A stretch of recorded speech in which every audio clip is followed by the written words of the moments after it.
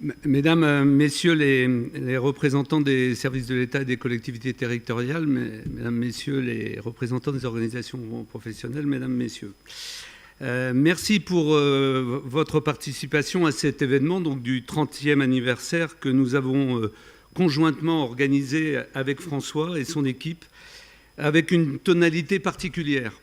Nous avons voulu résolument être tournés vers l'avenir. En effet, les anniversaires sont parfois des rappels, des chronologies d'événements du passé. Nous avons fait un choix inverse.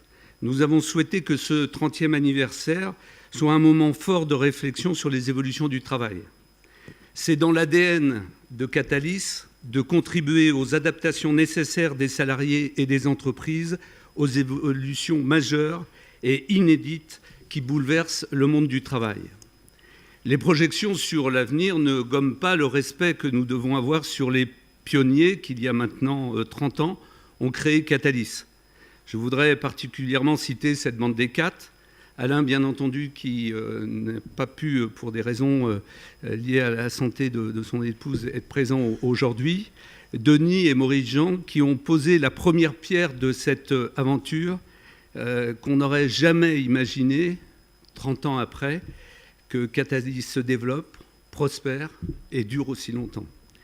Avec François, nous avons préparé pour cette matinée un programme dont vous pouvez légitimement vous poser la question de sa cohérence. Quel lien, vous dites, entre un paléoanthropologue spécialiste des grands singes, Pascal Pic, et deux représentants nationaux des relations sociales en France, qui nous font l'honneur de leur présence, Laurent Berger et Geoffroy Roux de Bézieux par vidéo. Quel lien ? Avant de répondre à cette question, je voudrais remercier tout particulièrement Pascal Pic pour ses ouvrages sur l'évolution de l'espèce humaine et les parallèles qu'il fait avec des situations contemporaines. Je ne résiste pas à vous montrer la pertinence de ses propos, teint d'un humour non dissimulé, à travers un extrait de son ouvrage dont le titre est très évocateur. Qui va prendre le pouvoir ? Les grands singes ? Les hommes politiques ou les robots ? Dans cet ouvrage, l'auteur passe en revue toutes les espèces de grands singes, avec leurs caractéristiques sociales. Et c'est un extrait sur les orang-outans que je vous livre. Les orang-outans, tout le monde sait ce que c'est un orang-outan, ces grands singes qui sont sous la canopée, voilà. Et donc, cette citation, je trouve, est assez contemporaine. Les articulations de ses membres possèdent une grande souplesse, ce qu'on appelle l'énarthrose. Tout cela s'apprend au cours de la jeunesse à l'école néotropicale d'acrobatie, ou l'ENA, qui autorise aux plus hautes strates de la canopée.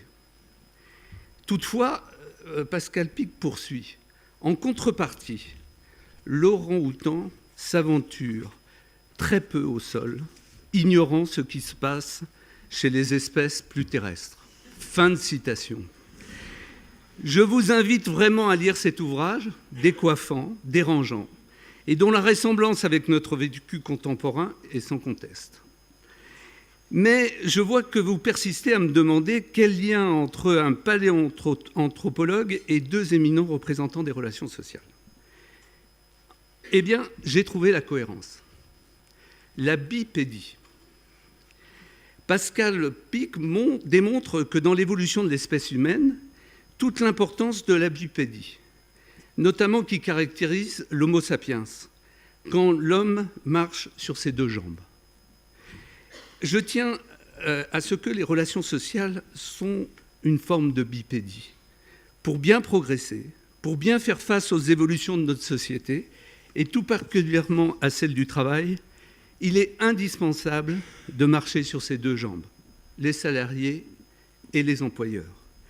C'est le pari quotidien de Catalyst, c'est ce qui anime cette entreprise depuis 30 ans et ce que nous avons voulu mettre en évidence à l'occasion de cet anniversaire.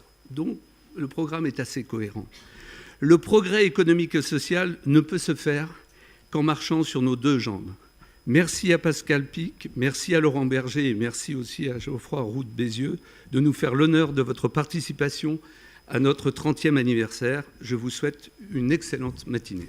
Merci beaucoup André Dorso, président du conseil de surveillance. Alors voilà, vous avez le programme bien en tête et bien en main. Je suis pour ma part très heureux également d'être à vos côtés pour animer cette journée. J'étais là il y a 5 ans, j'avais peut-être un petit peu moins de cheveux blancs à l'époque, mais je n'en suis pas certain. En tout cas, très heureux d'être à vos côtés. Je suis Xavier de Bontrich, je suis journaliste économique et je m'intéresse aussi, vous le savez, à toutes ces transitions qui caractérisent notre époque sur le plan économique, et Dieu sait s'il y en a. Alors je vais tout de suite inviter Pascal Pic à venir nous rejoindre. Vous l'avez dit, André, nous accueillons un paléo-anthropologue, c'est pas facile à prononcer. Vous êtes au Collège de France, bien sûr, vous avez publié de très nombreux ouvrages. Le dernier s'appelle Sapiens face à Sapiens. Je sais qu'il y en a d'autres en préparation, bien entendu. Et vous avez un talent certain pour justement aller dans la très grande époque, le grand passé, et interroger le monde contemporain. Et en ce moment, vous ne chômez pas. C'est à vous. Merci beaucoup, Xavier. Bonjour, mesdames et messieurs. Je salue évidemment la présence de Laurent Berger. Alors, compte tenu que le monde change vraiment très vite, d'avoir un spécialiste des grands singes et des fossiles, c'est vous dire comme la situation est grave. Maintenant, les histoires de grands singes. Alors, je ne sais pas si Laurent Berger, vous connaissez, enfin Laurent, si je peux me permettre, un monsieur qui s'appelait Victor Meunier. C'était un grand spécialiste de la vulgarisation scientifique, un des fondateurs au milieu du XIXe siècle. Et dans un livre qui s'appelle « Les singes au travail », il se pose la question, pourquoi ne sommes-nous pas capables de domestiquer les grands singes ou les singes pour remplacer les hommes au travail? Et quelles seraient les conséquences sociales? Et c'est exactement la problématique que nous avons aujourd'hui avec les robots et l'intelligence artificielle. C'est un point d'histoire, on avait complètement oublié ce personnage, mais c'était quand même une époque pour les scientifiques assez bénie, parce que d'abord c'est les théories de l'évolution, c'est la naissance de la préhistoire, mais où, évidemment, on avait des scientifiques qui étaient nommés ministres. C'est une sacrée préhistoire. Et la chose étant, donc, en effet, ces problématiques auxquelles nous sommes confrontés elles ne sont pas nouvelles, sauf que nous sommes complètement dedans, ce que je vais essayer donc de vous montrer. Alors, 1989, évidemment, création de Catalyst.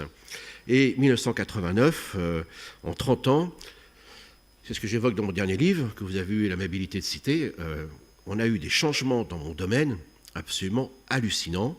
Notamment, on ne savait pas que Néandertal était peut-être une autre espèce, on ne savait pas qu'on avait de l'ADN de Néandertal. Ici, dans la salle, vous avez entre 1,5 et 2,1% d'ADN de Néandertal. Les Bretons en ont un peu moins, donc faudra faire un petit peu avec. Et plus vous allez vers l'Est, plus vous en avez. Alors, 1989, comme vous le savez, c'est la chute du mur de Berlin. Et quelques temps plus tard, un penseur américain, Francis Fukuyama, écrit un livre, il dit c'est la fin de l'histoire. Parce que tout le XXe siècle a été marqué évidemment par de grands conflits sociaux et deux grands modèles, socialistes au sens large et libéral donc au sens large. Donc après la chute du mur de Berlin, on a l'impression que le monde libéral a triomphé. J'hésite à employer le terme capitaliste parce qu'il est complètement galvaudé aujourd'hui, pas très bien compris. Il y en a qui confondent le grand capitalisme avec les start-up, donc ça ne fait pas avancer le débat. Mais en gros, effectivement, c'est l'idée que le monde libre, ouvert, et avec évidemment le triomphe de la pensée de Milton Friedman, prix Nobel d'économie, qui disait qu'effectivement, l'État doit être réduit à ses activités minimales, et que derrière cela, effectivement, il fallait éliminer toutes les barrières, le libre marché. Donc on sait ce que ça a donné, mais clairement, l'idée était que l'histoire sanctionne la réussite du monde entrepreneurial, libéral, le commerce ouvert, et puis les pays émergents, tiens, on n'a plus le terme, vous avez remarqué, allaient donc s'aligner, la Chine allait faire comme nous, et comme dans notre culture, la démocratie représentative ou directe et consubstantielle de l'évolution de nos sociétés avec la révolution industrielle et donc entrepreneuriale, l'idée était qu'effectivement, les pays émergents allaient arriver vers le même modèle et que les classes moyennes, comme celle des 30 Glorieuses qui est ma génération, allaient de la même manière être dominantes et nous allions avoir un marché comme ça extraordinaire. Donc l'histoire peut-être s'arrête, ce qui n'est pas vrai d'ailleurs, mais l'évolution, elle, ne s'arrête pas. Et donc, le XXe siècle était tellement marqué par ces grands enjeux entre les deux grands blocs idéologiques qu'on n'avait pas vu, en définitive, deux éléments qui aujourd'hui bousculent complètement le monde du travail des entreprises. D'une part, les nouvelles technologies, parce qu'en fait les intelligences artificielles sont dans les tuyaux depuis 50 ans ou 60 ans, notamment ce qu'on appelle aujourd'hui, chez les gens très branchés, le machine learning ou deep learning, c'est-à-dire l'apprentissage machine et l'apprentissage profond. Les concepts remontent à 1943. Donc je suis surpris que les gens soient surpris que c'est en train d'arriver. Mais évidemment, on va voir que ça a éclaté d'une manière brutale au début des années 2000. Et puis l'autre aspect, qu'évidemment qu'on avait négligé, eh bien, c'est la conscience écologique. Et vous savez bien comment les dernières élections européennes ont sanctionné l'intérêt, notamment pour les jeunes générations, pour l'écologie, et qu'aujourd'hui, évidemment, l'écologie est un enjeu absolument essentiel, notamment de la part des jeunes générations, et qui sont en train de changer beaucoup de choses, comme en témoigne d'ailleurs le dernier rapport de Davos, mais je vais y revenir par rapport à ça, donc le World Economic Forum. Donc en fait, deux grandes tendances qui étaient déjà engagées depuis au moins 30 ans sur la conscience écologique, ou 40 ans avec les nouvelles technologies, d'un seul coup vont complètement impacter notre monde au début des années 2000, et à partir de là, donc, nous sommes confrontés aujourd'hui à un changement considérable dans le monde du travail. D'ailleurs, Jeremy Rifkin avait dit « c'est la fin du travail ».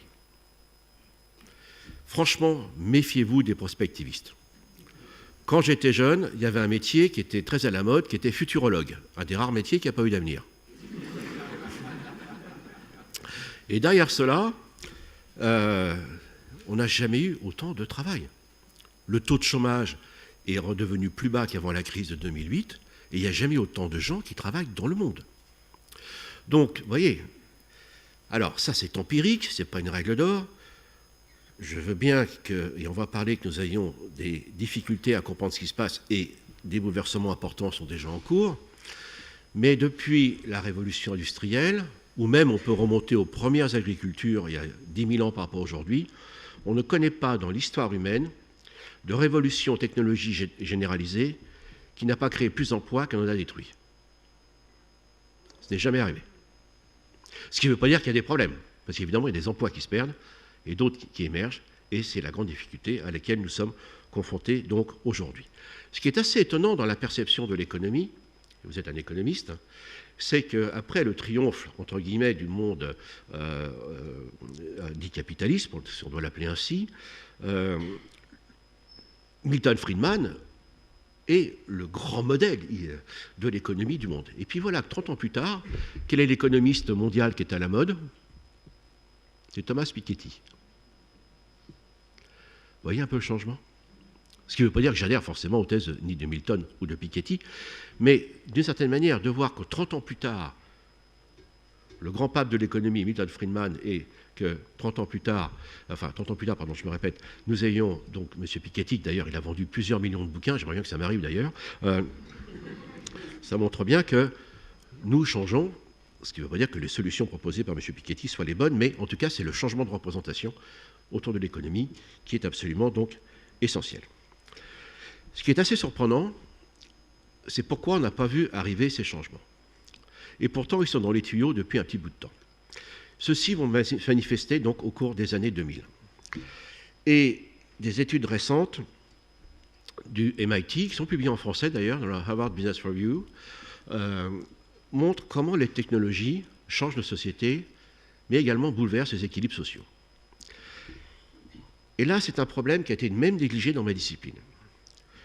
On a considéré les outils et les machines comme des moyens d'externaliser et de rendre plus efficaces nos actions rapides, physiques, force, efficaces, précises. Et ce qu'on appelle le premier âge des machines, fin du XVIIIe siècle, fin du XXe siècle, a été un monde qui a été marqué par l'idée de progrès, où les pensées de gauche et de droite, évidemment, essayaient, et ont pas mal contribué d'ailleurs, à faire une évolution comme jamais dans l'histoire de l'humanité. Je le précise, depuis l'après-guerre, la Seconde Guerre mondiale, je suis d'une génération, les baby-boomers, qui sont détestés par Greta Thunberg et autres, mais Tantan va encore se grotiner les baby-boomers pendant 20 ans, je la rassure. Mais en tout cas, ce qui est très clair, c'est une évolution comme jamais. Je suis d'une génération, pour les pays occidentaux, qui n'a connu ni guerre, ni catastrophe naturelle, ni épidémie majeure, et qui a connu un progrès comme jamais dans l'histoire de l'humanité. Et à partir de là, ça pose un vrai problème de perception. Car parce que d'une manière générale, et c'est vrai pour toutes les espèces, c'est vrai pour les entreprises, c'est vrai pour nos sociétés, c'est vrai pour toutes vos activités, nous vivons sur les adaptations du passé. Mais le problème, c'est quand on a eu beaucoup de succès, on se repose sur ce succès, on a l'impression que ça va continuer comme avant. Or, ça ne se passe pas comme ça dans l'évolution. Il y a 3 facteurs qui sont liés à l'évolution, donc au changement. Premièrement, si je vous pose la question, qu'est-ce qui fait que les espèces changent ou les écosystèmes? Première idée, les catastrophes naturelles. Jurassic Park. Les catastrophes naturelles modifient l'histoire de la vie, mais ne font pas l'adaptation. Un météorite qui vous tombe dessus, c'est de l'aléatoire. Comme on dit dans les films américains, nothing personal. Mais vous le chopez, vous le chopez. Ok, ça en fait partie. Deuxièmement, et c'est le terme aujourd'hui qui est devenu majeur dans le monde économique, c'est le terme d'écosystème. C'est-à-dire que on a compris dans mon domaine, et maintenant c'est ce qui se passe pour les entreprises, mais aussi les collectivités locales et les administrations, c'est qu'on n'évolue pas seul. Nous co-évoluons. Et la coévolution, je peux vous dire, c'est extraordinairement complexe.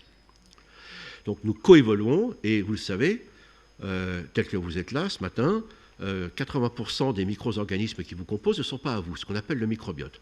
Alors vous allez dire, oui, mais on le sait. Attendez. Il y a encore 20 ans, la médecine nous disait, avec ses progrès extraordinaires, que l'homme était sorti des lois de l'évolution.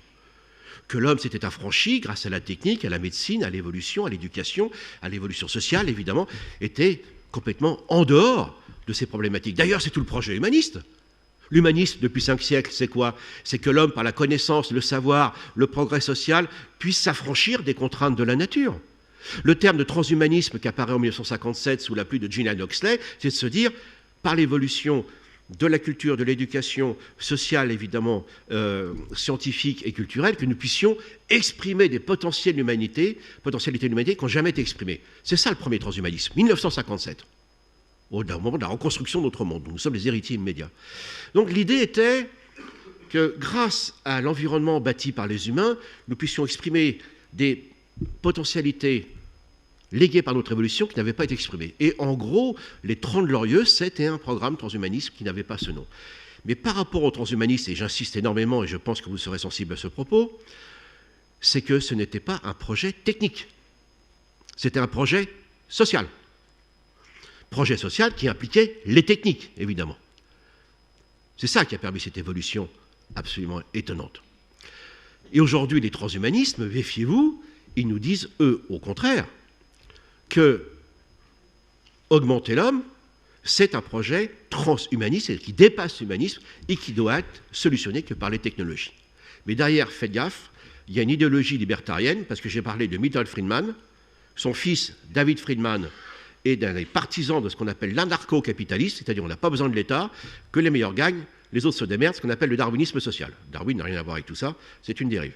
Et puis son petit-fils, qui s'appelle Petrie Friedman, est un libertarien, vous savez, c'est cette philosophie hyper néolibérale qui considère que les meilleurs s'en sortent et puis que les autres, ça n'ira pas derrière. Donc attention, hein, c'est ce qui, évidemment, pose problème aujourd'hui. Donc le point important, c'est que cette évolution dont nous sommes les héritiers immédiats aujourd'hui a été avant tout un projet social, politique et philosophique qui impliquait les techniques et non pas les techniques qui s'étaient censées donc embarquer l'ensemble donc, de la société.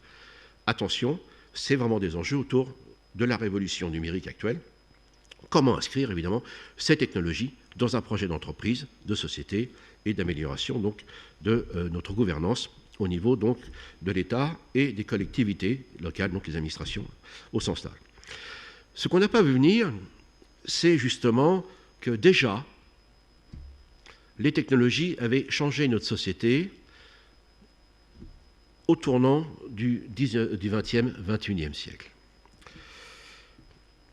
Souvenez-vous d'un monsieur qui est aussi un prix Nobel d'économie, qui s'appelle Robert Solow.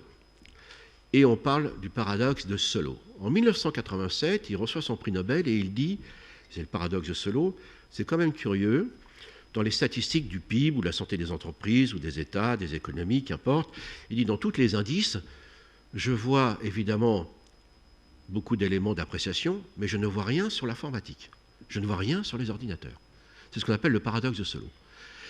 Et on est en 1987, et en 1987, la révolution de la micro-informatique commence à peine dans les entreprises, même si elle est engagée déjà depuis 1980-82. Moi, j'étais aux États-Unis à cette époque-là.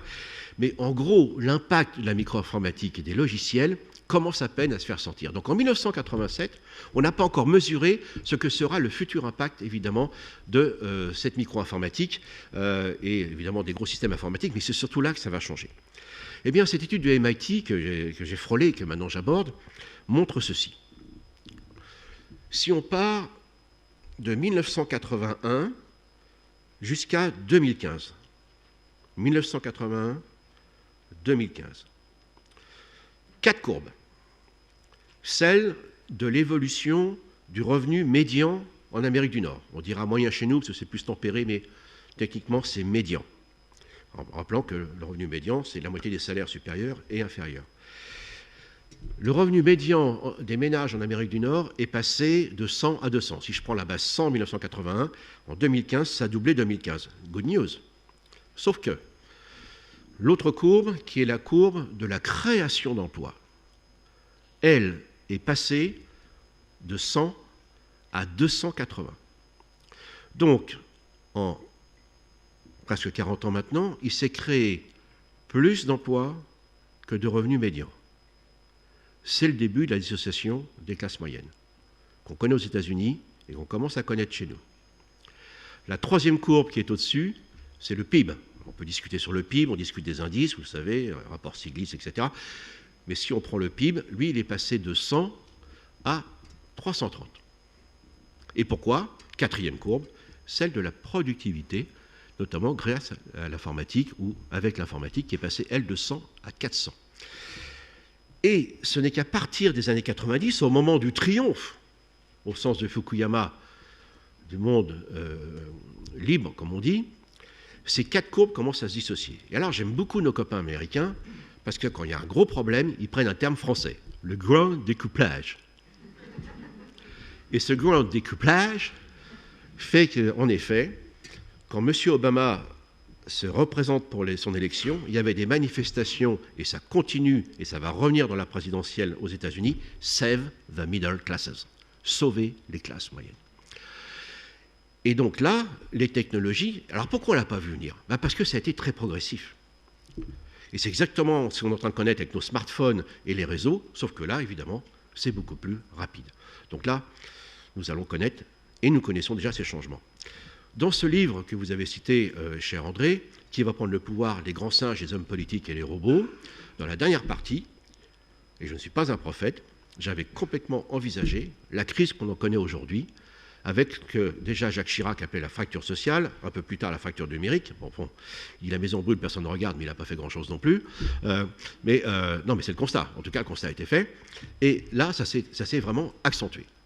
Et de ce fait, les Gilets jaunes s'en rappellent, alors sous couvert de compétences qui sont meilleures que les miennes sur ces questions-là, c'est que la sociologie des Gilets jaunes, ce n'était pas les gens au chômage, ce n'était pas les gens les plus pauvres. Ce sont ces classes moyennes dites inférieures en termes de revenus qui sont évidemment impactées par les transformations techniques des métiers. Personnellement, si je peux me permettre, je sors d'un milieu d'ouvriers et artisans et paysans. Et quand on est dans les milieux populaires et si on fait des études, on va vers des métiers techniques.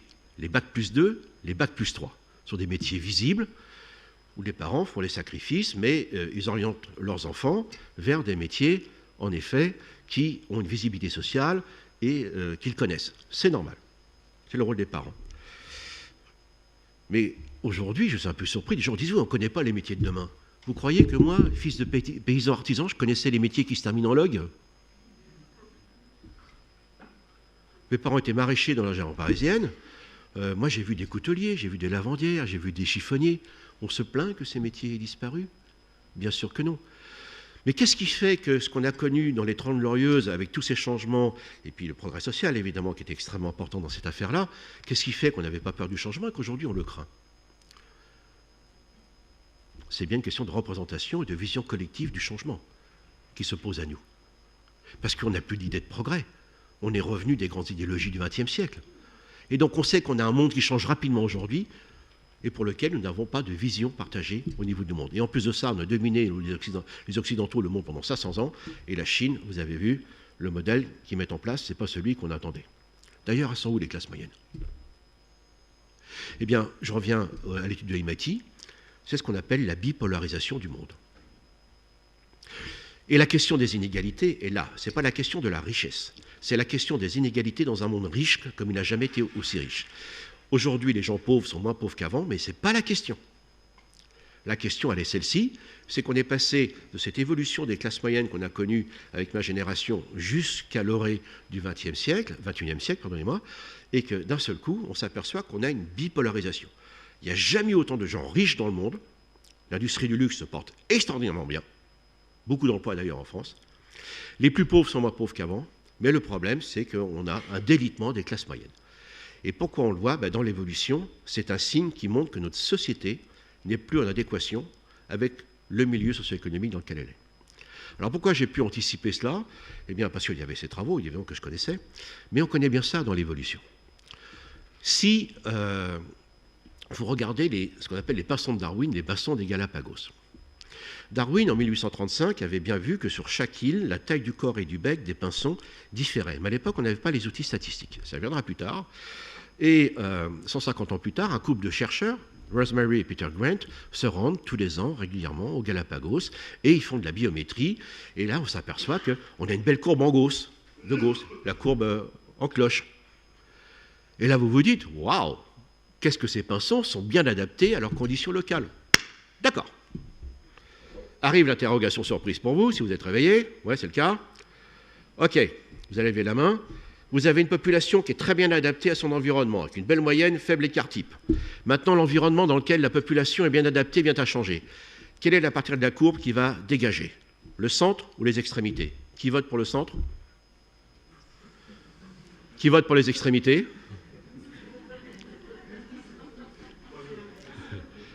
C'est le centre. Et c'est les classes moyennes. Donc nous avons une évolution socio-économique qui fait que jusqu'à la fin du XXe siècle, il y avait une adéquation entre le progrès social, l'évolution des classes sociales, leurs revenus, leur confort, etc., et qui se délite tout doucement à partir des années 90 avec ces 4 courbes que j'évoquais, le grand découplage, et qui émergent. Venons-en au monde actuel. On a changé de monde en 2007, pour 3 raisons. La première, il y a un gars qui arrive sur scène, il s'appelle Steve Jobs, et il dit « I'm going to change the world ». Je vais changer le monde. Sauf que M. Steve Jobs ne sait pas du tout comment ce monde va changer. Il va mettre 1 an à comprendre ce qu'on appelle aujourd'hui l'économie de plateforme. Et celui qui va mettre en place l'économie de plateforme, c'est un gars qui attend un taxi à Paris en 2009. Le taxi n'arrive pas, c'est M. Canavalic, qui va créer une application qui s'appelle Uber. Et on rentre dans l'ubérisation de la société et l'économie de plateforme. La deuxième raison, c'est qu'à partir de 2007, la majorité de la population humaine est urbanisée. Et ça va aller en s'accentuant. Notre chance en Europe occidentale, notamment ici à Rennes, à Nantes, à Tours où j'étais hier, je serai à Lille la semaine prochaine, etc. Je fais mon tour de France en ce moment. Eh bien, c'est que nous n'avons pas de super mégalopole. C'est une chance extraordinaire.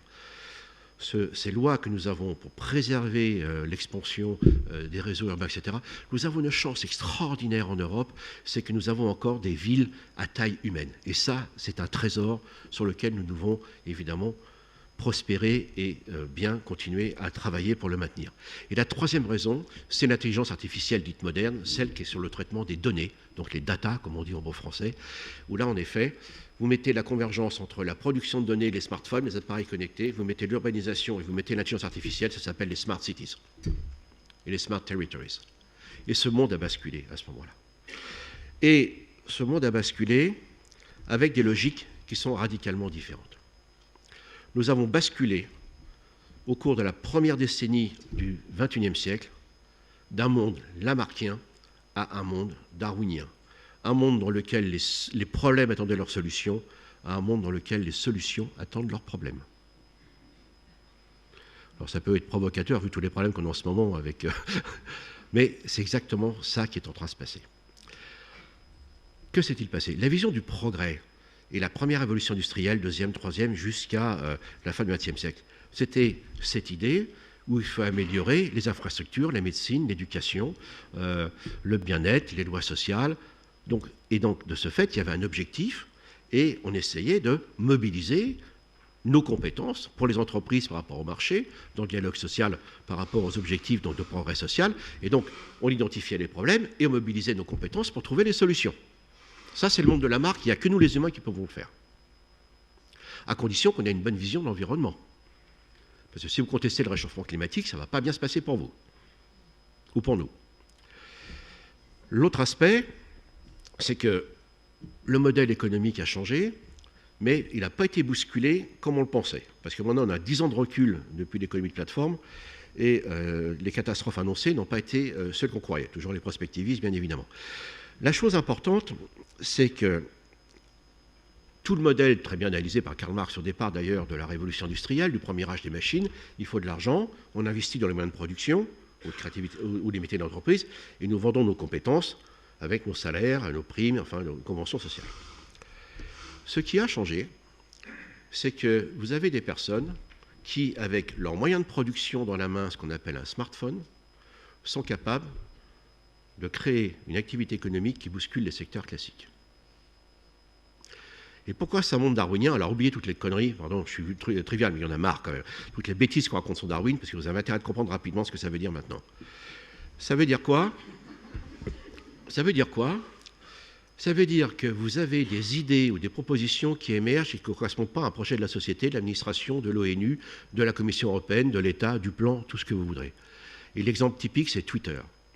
Vous avez des garçons et des filles qui se réunissent il y a 11 ans maintenant, et ils décident, en faisant un hackathon, alors vous savez ce qu'est un hackathon maintenant, on se réunit pour ou créer quelque chose de nouveau, ou pour régler un problème à plusieurs, diversité oblige, pendant un jour, 2 jours, 3 jours. Et là, donc, ils ont l'idée, Jack Dorsey, de créer une application de 140 caractères à envoyer à des amis. Allez, entre nous là, est-ce qu'une application de 140 caractères à envoyer à ses amis, ça correspond à un grand projet social ? Et à partir de là, si l'application qui n'a pas coûté cher à mettre en œuvre n'est pas sélectionnée, pas grave, ça servira peut-être plus tard, on a passé un bon moment, ça ne sera pas perdu. On l'utilisera pour autre chose qu'on appelle une exaptation dans mon jargon. Maintenant, si l'application est sélectionnée, même ses créateurs ne savent pas ce que ça va devenir. Croyez-vous un seul instant que les créateurs de Twitter avaient imaginé les printemps arabes? Croyez-vous un seul instant qu'ils avaient imaginé les algorithmes qui se sont emballés pour la crise financière de 2008, qui analysaient les valeurs des entreprises cotées à la City et qui ont donné donc cette crise dont nous sortons à peine? Croyez-vous qu'ils avaient imaginé Google Flu, qui n'existait plus d'ailleurs, c'est-à-dire voilà, là il y a des petites grippes qui traînent, surtout des gastroentérites. J'ai des petits-enfants, 2-0. Parce que les parents nous les refilent, alors gastro pour Noël, gastro pour mon anniversaire. Et vous direz que l'évolution s'est terminée. Enfin bref, je ferme la parenthèse. Et donc, à travers cela, donc, vous envoyez, tiens, je suis allé pharmacien, toi aussi, mes petits-enfants, mes enfants, et on détecte l'émergence aujourd'hui des épidémies. D'ailleurs, ça sert, avec le coronavirus, cette histoire-là. Donc, merci, l'OMS tient bien. Et puis, troisième chose, vous croyez un seul instant qu'ils allaient imaginer les fake news, qui posent un réel problème, notamment pour nous les scientifiques et les politiques et les responsables. C'est-à-dire qu'aujourd'hui, ce n'est plus la véracité d'un propos, c'est l'opinion et les lacs qui prédominent, qui est une menace pour nos démocraties. Et attendez, ça c'est des fake news, vous allez voir les deepfakes. Donc là aussi, il y en a déjà des célèbres, c'est-à-dire on prend, on fait donner un discours créationniste. Vous n'êtes pas capable de le détecter parce que ça, on sait faire. Donc voilà, les gens de Twitter n'avaient pas imaginé ce genre de choses. Et c'est ça les mondes darwiniens. Les mondes darwiniens, les théories de Darwin, c'est des théories des variations. Pourquoi il y a des variations qui émergent? Quelles sont celles qui sont sélectionnées? Et comment celles qui ont été sélectionnées vont changer le devenir d'une population? Donc, oubliez toutes les autres bêtises. Et ça veut dire quoi? C'est qu'avec les smartphones, eh bien, aujourd'hui, et la connectivité avec les réseaux, partout dans le monde, parce que vous n'avez pas idée de ce qui se passe au Kenya et ailleurs avec ces réseaux et ces smartphones. Ils sont en train d'arriver à toute vitesse en faisant l'économie de 2 siècles de révolution industrielle. Donc c'est dans le monde entier. Et à partir de là, donc, ça veut dire que des personnes créent des applications qui peuvent donc bousculer, créer de la valeur. L'économie de plateforme, on pense, d'après le rapport de Davos, le World Economic Forum de l'année dernière, on pense que l'économie de plateforme, c'est une augmentation de 800 milliards de dollars d'ici 2025. Le vrai problème, c'est que 75% de l'investissement dans les économies de plateforme, c'est aux États-Unis, 20% c'est en Chine, et nous, en Europe, nous sommes très en retard. Il va falloir qu'on se bouge très très vite. Très très vite. Et donc, ceci, évidemment, a créé des activités, des nouvelles formes de travail, avec aussi des vrais problèmes de droit social, parce qu'on sait ce qui se passe avec Uber, Deliveroo. Donc là aussi, nos syndicats qui sont issus de cette histoire de 2 siècles, aujourd'hui, ils vont être amenés, mais Laurent Berger en parlera bien mieux que moi, à être confrontés à ces changements extrêmement rapides, sur lesquels, évidemment... Alors la Californie est intéressante, la Californie met bien l'impression là-dessus, donc il n'y a pas que l'Europe qu'on accuse tout le temps, ouais, il y a trop de droit social, etc., etc., ce qui est donc évidemment complètement faux. Donc voilà ce monde dans lequel on est arrivé, et avec 10 ans de recul, est-ce qu'il y a eu ce bouleversement annoncé ? La fin du travail. On n'a jamais autant bossé. Et aussi nombreux. Est-ce que c'est la fin de l'emploi ? Non. Et une des craintes que nous avons pour des raisons philosophiques en Europe occidentale, et notamment en France, c'est que nous avons du mal à comprendre nos systèmes économiques et sociaux en termes d'écosystèmes. On les pense comme des systèmes malheureusement trop figés. D'où cette angoisse qui était déjà chez Victor Meunier que j'évoquais tout à l'heure. Si les robots et les machines font des tâches ou des métiers, on va perdre les emplois. Non, c'est archi faux. Il faut penser les transformations actuelles en termes de tâches. Quelles sont les tâches que les machines font mieux ? Elles sont faites pour ça. Quelles sont les tâches que les humains font mieux ? Et quelles sont évidemment les tâches hybrides ? Ce qui pose évidemment en filigrane la question fondamentale de la formation. Bien évidemment. Et derrière cela, ces transformations numériques, attention. Toutes les entreprises qui ont l'idée, ou la mauvaise idée, de faire une transformation numérique avec des formes d'intelligence artificielle sur le traitement de certaines tâches ou de remplacement sur des modes de productivité ou de production avec les robots, avec la seule idée de réduire la masse salariale et de réduire le nombre d'emplois, se cassent la gueule. La révolution numérique, c'est une révolution culturelle de toutes nos activités. Vous allez dire, ah, vous êtes sûr ? Déjà, vous vous rappelez d'une vie avant le smartphone, vous ? Vous avez vu comme ça a changé ? Hein ? Vos manières de consommer, d'accéder à l'information, de vos relations sociales, vos relations affectives, vos relations familiales, enfin s'il en reste avec les smartphones, je plaisante. Mais néanmoins, ça a un impact. Il faut quand même être naïf pour ne pas comprendre que ceci va être dans les entreprises et l'administration. Hein, on est un peu schizophrène quand même. Alors ça ne veut pas dire que tout va être bien ou que tout va être mal. Donc il faut réfléchir en termes de tâches et surtout, l'impératif entre guillemets numérique, c'est une opportunité extrêmement importante de repenser le travail, les tâches, les relations au sein de l'entreprise, les relations entre les entreprises, les relations entre les entreprises et les administrations et les collectivités locales. Oubliez ce monde qu'on a connu et qui n'a pas trop mal marché globalement, qui était des silos. Attention, en plus en France, on est les champions des filières. Hein, ça c'est le monde de Descartes. Hein. On a un gros problème, on le divise en deux. Il y a encore un problème, on divise en deux. Oh merde, on en a beaucoup, on divise en deux. Okay, ce qui fait qu'on a 10 fois plus de filières professionnelles qu'en Allemagne. Ouais, mais ça veut dire quoi ? Que quand on arrive devant la Commission européenne avec des filières éclatées, eh ben, les Allemands, ils arrivent en groupe, nous, on n'arrive pas en groupe. Eh ouais.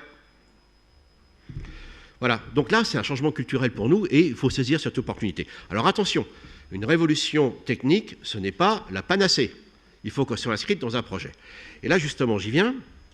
C'est comment se sont transformées ces entreprises et ce qui est en train de venir. 2019, c'est peut-être un peu tardif, mais c'est quand même une prise de conscience extrêmement importante. D'abord, du côté de l'Europe. 12 février, enfin, on s'aperçoit qu'on est quand même beaucoup à la bourre sur l'intelligence artificielle et la robotique, il faut y aller. Mais le problème est incroyable, c'est qu'en fait, nous avons parmi les meilleurs ingénieurs et chercheurs au monde. Mais tous, comme Luc Julia, ils sont chez Facebook, ou Yann Lequin, il est chez donc, Facebook. Comment se fait-il que nous n'ayons pas la capacité, c'est un problème de politique, nous n'avons pas été capables, alors que nous avons les inventeurs, d'innover. Et voilà, c'est ça les mondes darwiniens. C'est exactement ce que je vous disais. Aujourd'hui, dans les mondes dans lesquels nous sommes, il faut distinguer l'innovation lamarckienne, qui va continuer, de l'innovation darwinienne. C'est comment manager les deux. L'innovation lamarckienne, je reprécise, c'est qu'on a un objectif, On a un problème, on a une situation, et on mobilise notre créativité pour y répondre. Il faut continuer. Il n'y a que nous, les humains, qui pouvons faire ça. Mais l'innovation darwinienne, c'est celle où les solutions attendent leurs problèmes.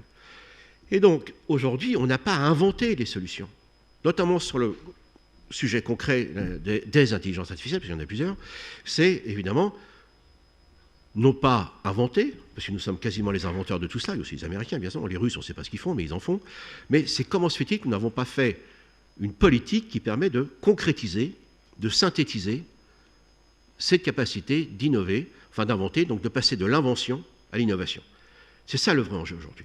Passer des inventions, elles sont là, à l'innovation, donc en faire un projet de société. C'est ça qui fait qu'on passe des techniques au progrès. Donc c'est ça cet enjeu, donc, qui est hautement évidemment politique et social, auquel nous sommes confrontés aujourd'hui. Et nos cultures jouent un rôle important.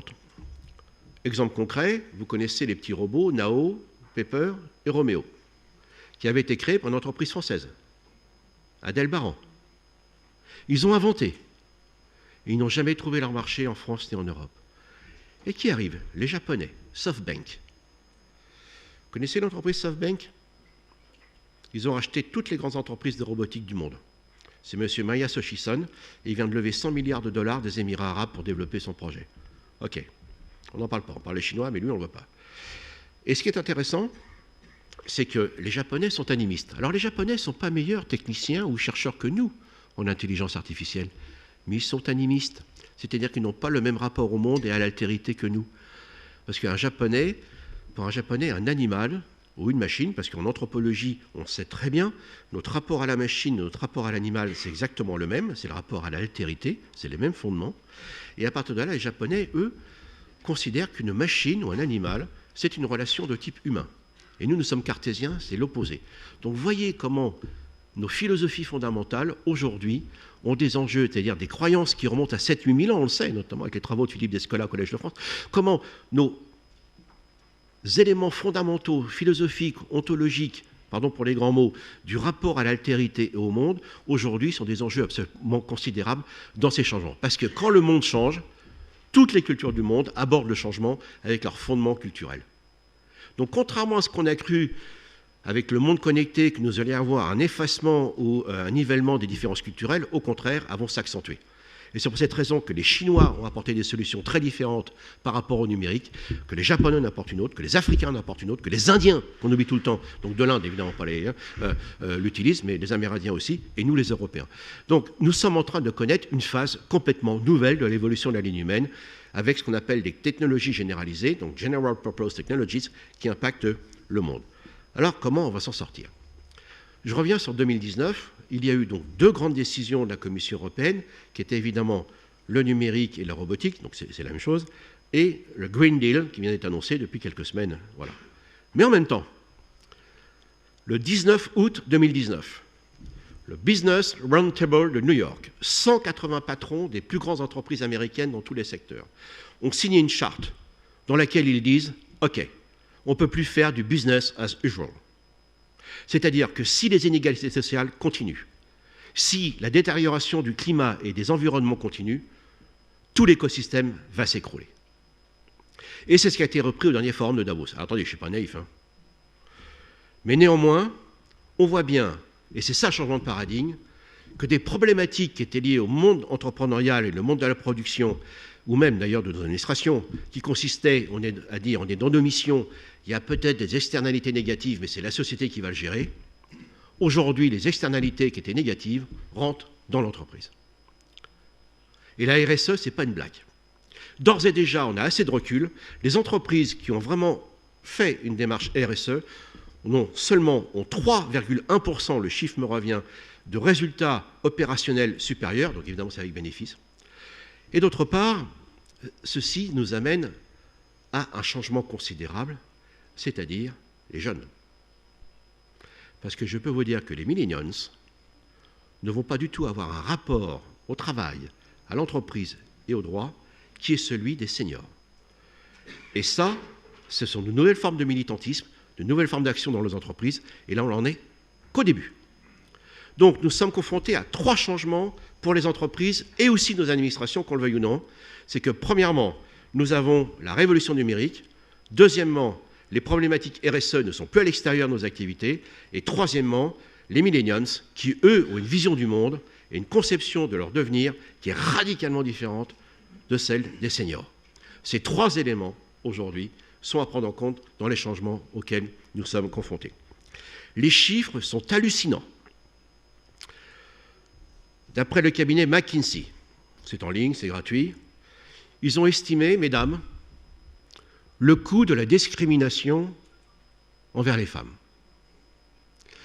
Ils ont regardé, l'étude est très précise, quelles étaient les politiques d'équité hommes-femmes qui sont déjà engagées dans le monde par région, parce que les McKinsey sont partout, et ils ont estimé le coût à l'horizon de 2025, c'est-à-dire dans 5 ans. L'étude date de 2 ans ou 3 ans. On estime, mesdames et messieurs, que le coût de la discrimination homme-femme, rien que celle-là, c'est 1 million de milliards de dollars. Étude cette fois-ci de la Harvard Business School, la RSE. On estime que des politiques RSE bien menées dans les entreprises, c'est 1400 milliards de dollars par an en termes de richesse mondiale et 400 millions de jobs créés d'ici 5 ans. Alors vous allez me dire, mais attendez, d'où il sort tout ça? Comment ça se fait qu'on n'en parlait pas il y a 20 ans et d'un seul coup ces chiffres nous éclatent en pleine poire? Ben parce qu'on a changé de modèle. Le modèle d'avant, avec le PIB, qui est très discuté évidemment, c'était que on produit et puis la société va gérer les externalités. Ben, c'est terminé.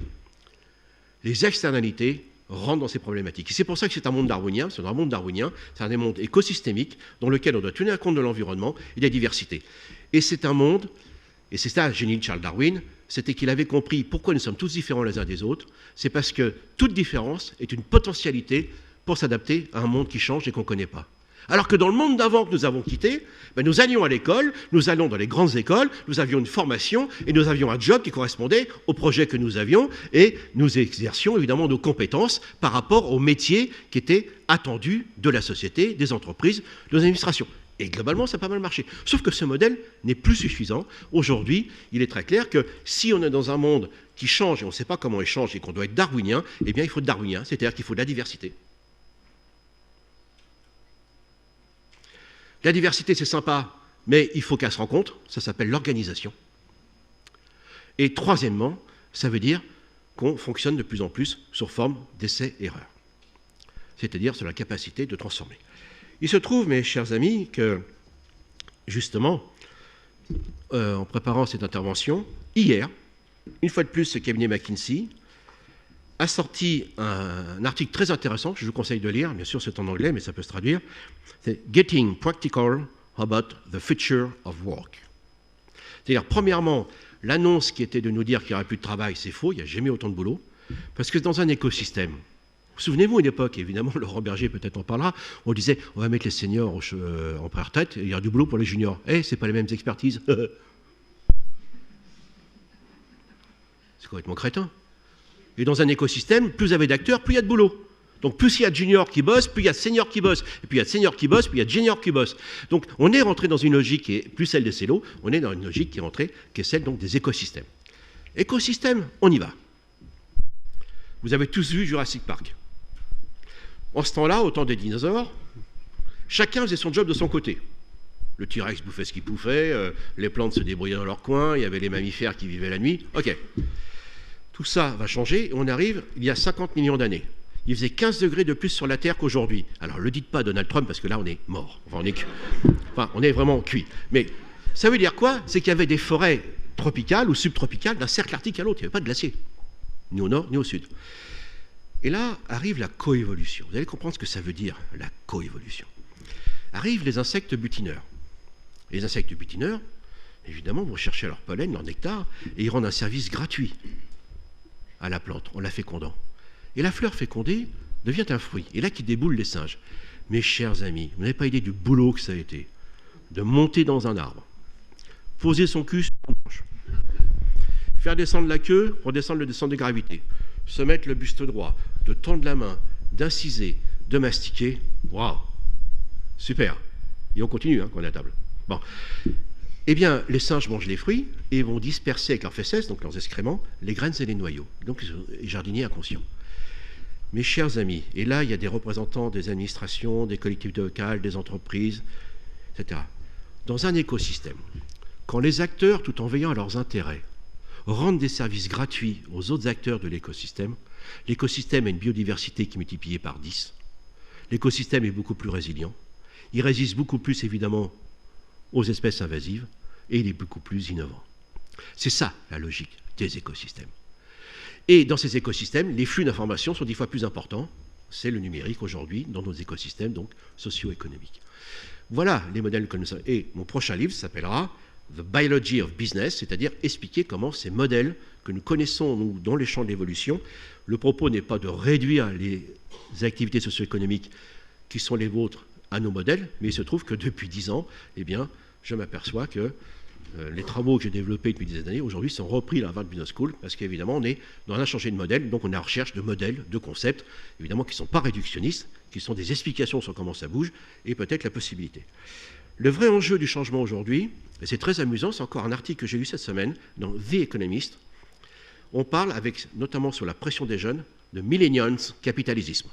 Les entreprises ne voient plus que les mêmes. On parle aussi de millennium socialisme, et aussi, donc, les millennials qui arrivent là-dessus. Et là, en effet, on le voit bien, notamment autour de la retraite, aujourd'hui, toute cette tension qu'il y a, ben, c'est la transition. Aujourd'hui, on va vivre 5 ans de transition majeure, dans quel sens ou pas, on espère que ça va être dans le bon sens, pour le bien commun.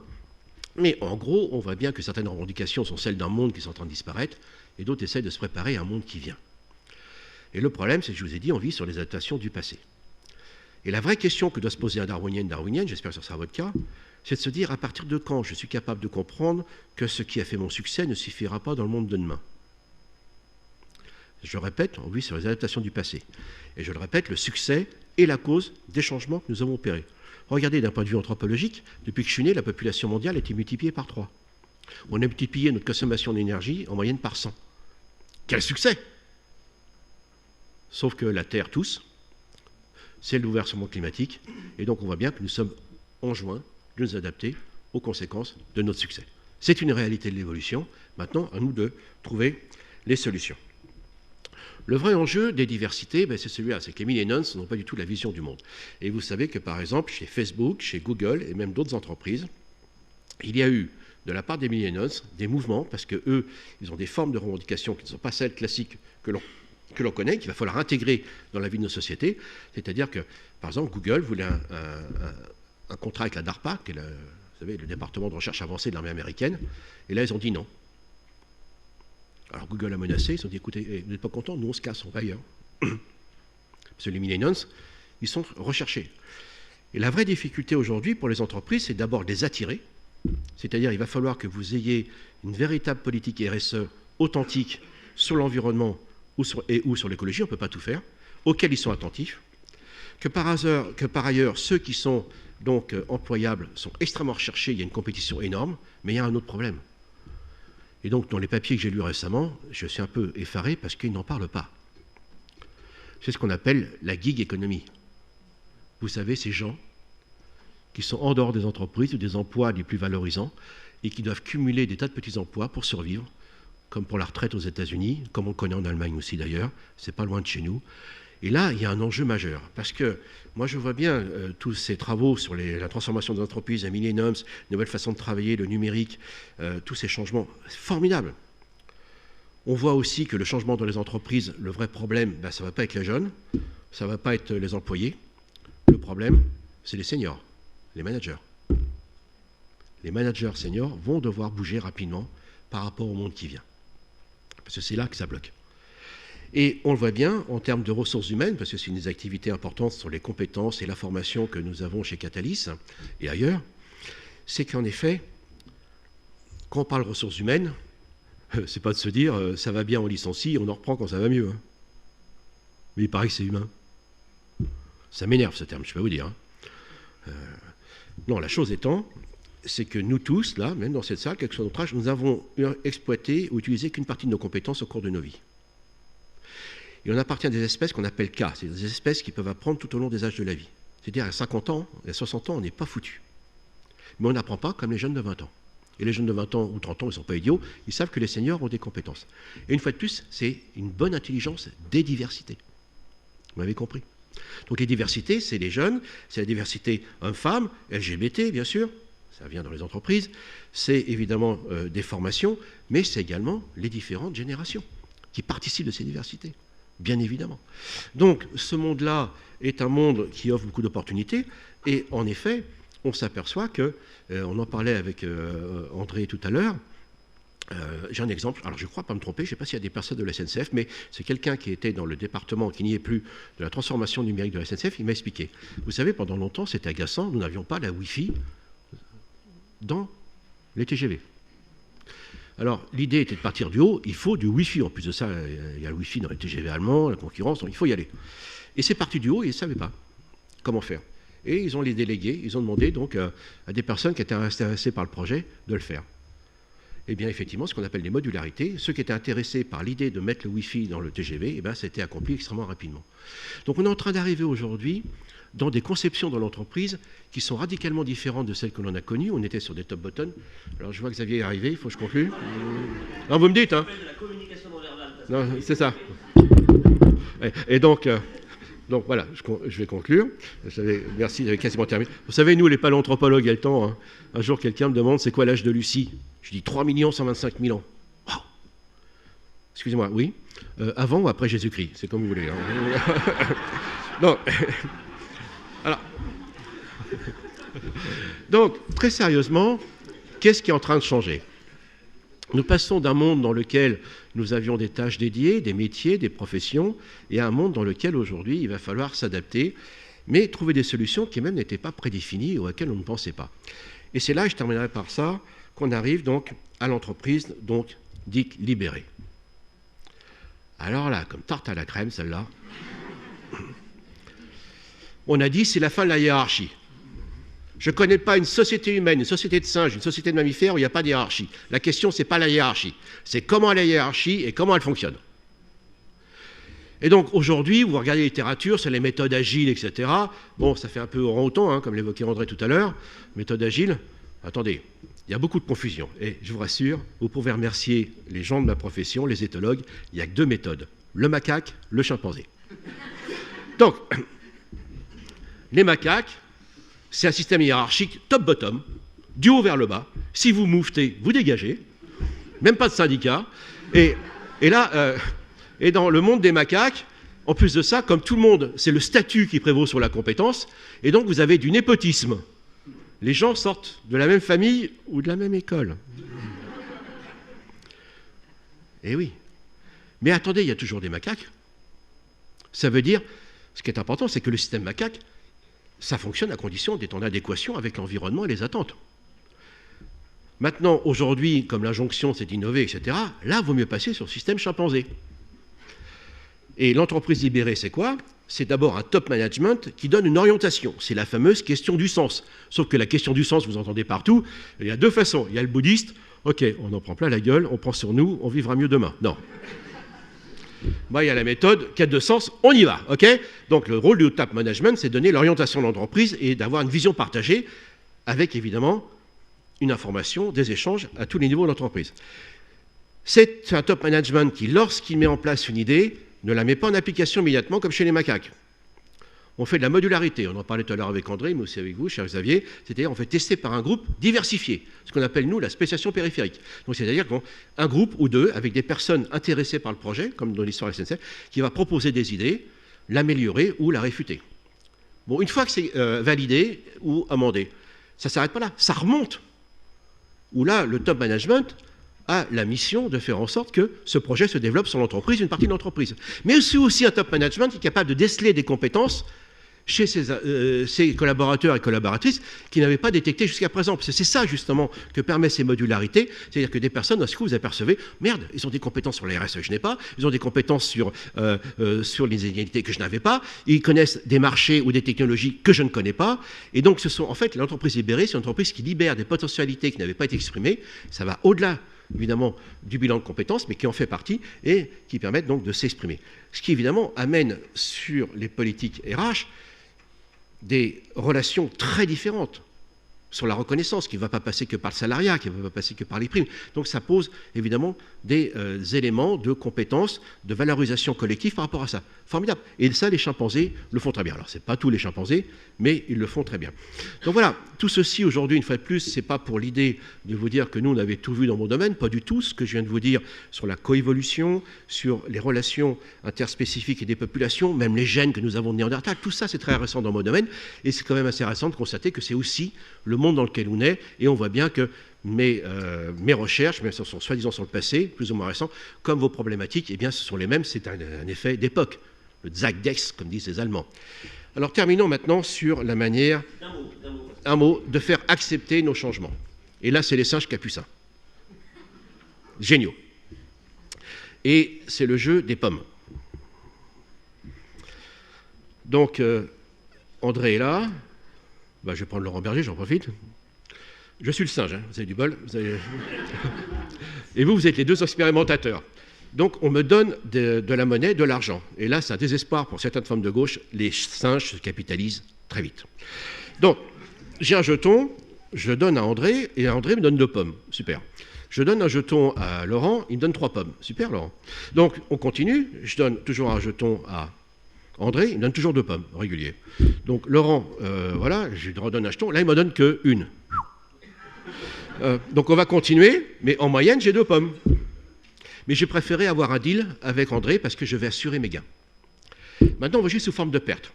On part de 3 pommes, je donne un jeton à André, toujours régulier, 3 pommes, j'en ai que 2, ok. Je commence avec Laurent, ça commence toujours bien avec lui. Hein. Donc, il donne 3 pommes, je perds en rien. On continue, toujours une pomme de moins, et là, André, après, il ne donne qu'une pomme. Si vous donnez ça à une machine, la machine vous dira, c'est le même résultat, mon gars. Sauf que nous ne sommes pas comme ça. Nous sommes des agents rationnels.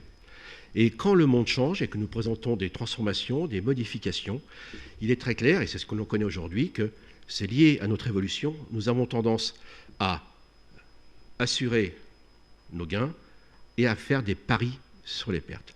Et l'enjeu aujourd'hui, c'est comment, dans toute l'évolution, faire un compromis, c'est un compromis, quels sont effectivement les enjeux. Hein, on parle de destruction créatrice, et bien nous les humains, on voit d'abord les destructions plutôt que les créations. Et c'est vraiment ça auquel on est confronté aujourd'hui. C'est un vrai enjeu de société. Comment faire partager cette idée commune qu'en effet, il y aura des sacrifices, des transformations importantes que nous connaissons déjà, mais que derrière, il y aura certainement d'autres acquis qui commencent déjà à arriver, mais ce n'est plus la même entreprise, ce ne sera plus les mêmes administrations, ce ne sera plus les mêmes formes d'emploi et de métiers et de rapport à la société. Bienvenue chez les singes et les mondes darwiniens.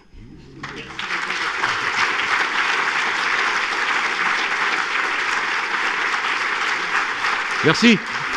Merci.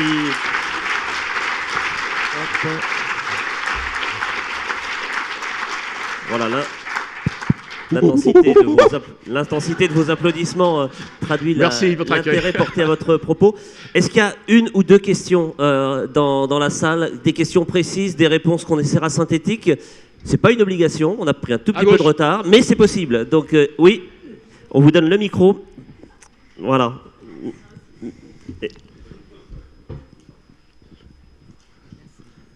Merci de vous présenter. Oui, Marc Maradour, directeur général de l'ADAPUI de Loire-Atlantique et représentant des employeurs de l'économie sociale en Pays de la Loire. Oui, merci. Je vais faire très vite, parce que c'est la 3e fois que je vous écoute, c'est toujours avec autant de plaisir. Ma question porte sur l'industrie. Ouais. Quel avenir vous voyez dans ce que vous avez décrit? Quelle place aura l'industrie, ou devrait avoir l'industrie, demain, après-demain, sachant que... On part pour 1 heure de conférence, vous en avez conscience, là? Oui, tout à fait, mais c'est... tout à fait, j'arrête là.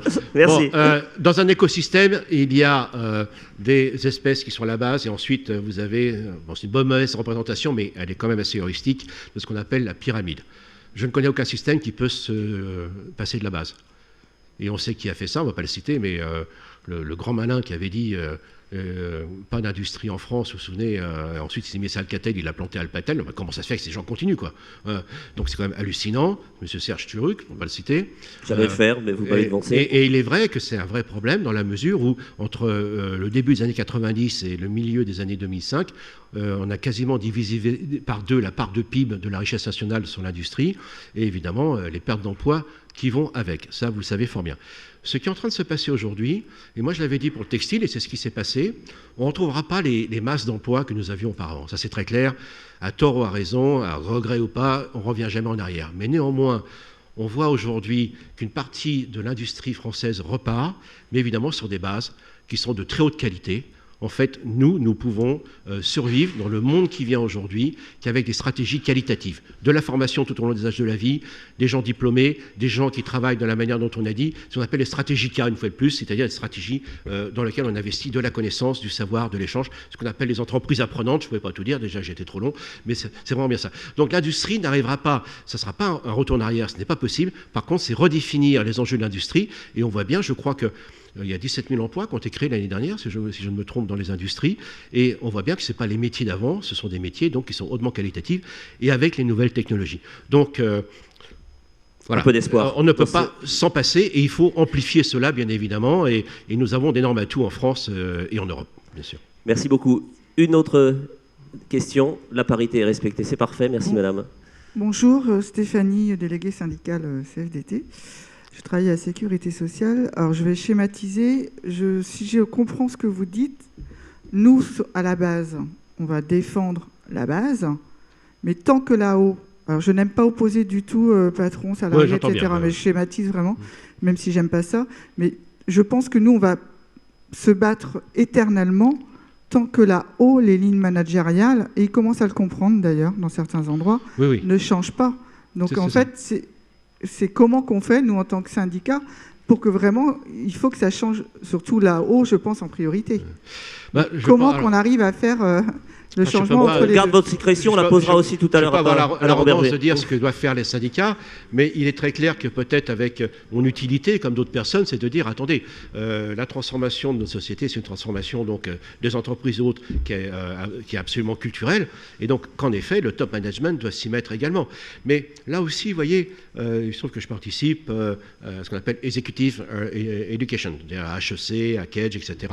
Et on voit bien qu'aujourd'hui, les managers de 40 ans, 50 ans, continuent à se former. Et donc j'y participe, donc ils commencent à entendre ce discours, etc. Mais très clairement, il faut bien leur faire comprendre que ce n'est pas une remise en cause de leurs compétences. Ils sont, comme je disais, dans une attitude qui est, enfin une situation, pardonnez-moi, qui est celle donc de leur adaptation du passé. Mais d'ailleurs, qui se rappellent eux-mêmes qu'ils avaient bousculé un petit peu le modèle pour être là d'ailleurs.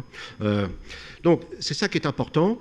Et surtout, c'est comme l'histoire de mes capucins, c'est de faire comprendre qu'effectivement, ils n'ont plus le contrôle de tout ni quoi que ce soit. C'est l'idée de l'entreprise libérée, et notamment de la politique RH. Ça veut dire quoi? C'est ce que disait mon ami Michel Serres, hein, manager, c'est augmenter.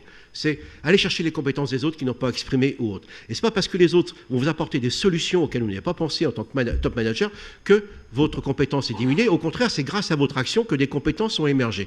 Donc voilà, tout ça, c'est une question de nouvelle philosophie du rapport au travail et dans les échanges de compétences. Et ce qui veut dire, on le sait très bien, que sur un projet, on travaille de plus en plus sur mode projet à l'heure actuelle. Eh bien, si on travaille sur mode projet, ça veut dire que si le N-4 est le plus compétent pour diriger un projet, ben les N-2 doivent se mettre sous sa direction avec mon assentiment. Et puis au moment où on doit valoriser les bénéfices et de récompenser les personnes, ben il est normal que le N-4 soit plus valorisé que le N-2. Donc c'est ça que font très bien les chimpanzés, pardonnez-moi. Ils savent très bien passer du mode de statut au mode de compétence. Ils sont très doués, par exemple, pour mener une chasse. Ils savent que tel individu, mâle ou femelle, est plus doué pour mener une chasse, et donc même les leaders vont se mettre sur leur direction et accepter que le leader ou la leader ait une part, la part du chef sur la proie, parce qu'eux ont participé, mais ils n'ont pas à revendiquer la meilleure part parce qu'ils ont un statut supérieur. Donc c'est ça qu'on est en train de vivre aujourd'hui, mais faire comprendre, et les études le montrent, hein, là, ce que je vous dis là, c'est pas des trucs qui sortent de psychologie post-babacool, voilà. Non, c'est vraiment des études très sérieuses, donc d'instituts qui sont vraiment liés au monde des entreprises, qui savent très bien où sont leurs intérêts, soyons très clairs, c'est pas de la philanthropie, hein, mais très clairement, c'est une véritable culture. Et de dire que même si on est senior, on doit changer notre façon de manager, c'est pas une remise en cause, c'est progresser aussi dans sa forme de management. Eh bien, on va en parler dans la séquence suivante. Merci beaucoup, Pascal Fick. On vous applaudit à nouveau. On va récupérer les micros.